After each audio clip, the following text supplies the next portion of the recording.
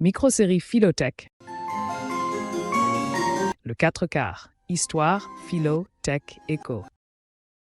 Nos ordinateurs ne sont plus des machines.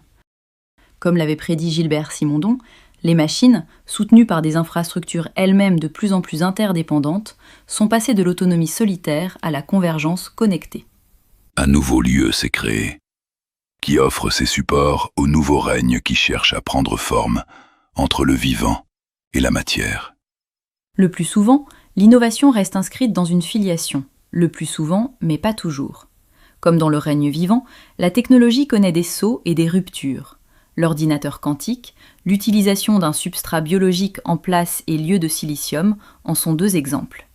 Des neurones de synthèse, substrats organiques couplés à des circuits électroniques, font sortir la bioéthique de ces cadres de réflexion connus. Ces neurones nouvelle génération apprennent le Pong, sorte de tennis de table virtuel, en beaucoup moins de temps qu'il n'en faut à un programme tournant sur du silicium. Avec des agents conversationnels pratiquant plusieurs langues naturelles, entraînés par des opérateurs venus avec leur bagage et habitus culturels, nous ne pouvons plus dire que nos ordinateurs carburent uniquement aux théorèmes mathématiques.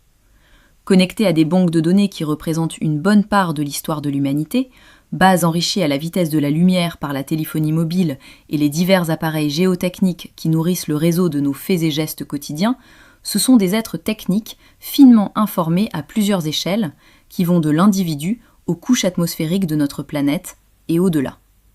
Si les algorithmes sont constitués de suites de 0 et de 1, et si les opérations de l'informatique se fondent effectivement sur des calculs, elles n'en sont pas désincarnées pour autant.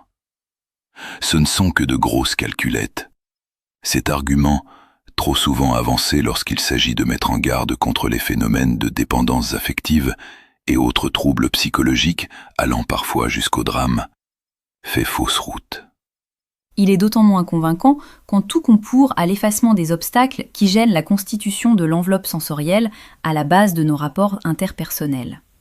Nos outils sont désormais doués de parole et de tout ce qui va avec, raisonnement, argumentation, prévision, mémoire.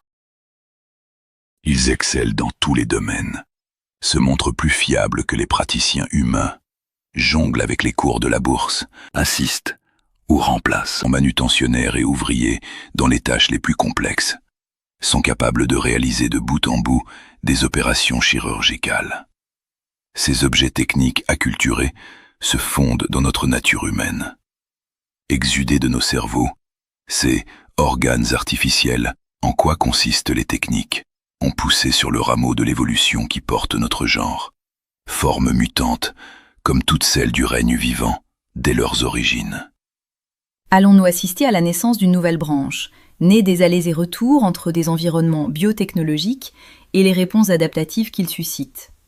À l'avènement soudain d'un segment qui présenterait toutes les caractéristiques d'un organisme? Le bourgeon contient les ingrédients nécessaires. Avant qu'il ne parte à l'aventure, dont le milieu offert à ses explorations, flashback sur la planète Terre.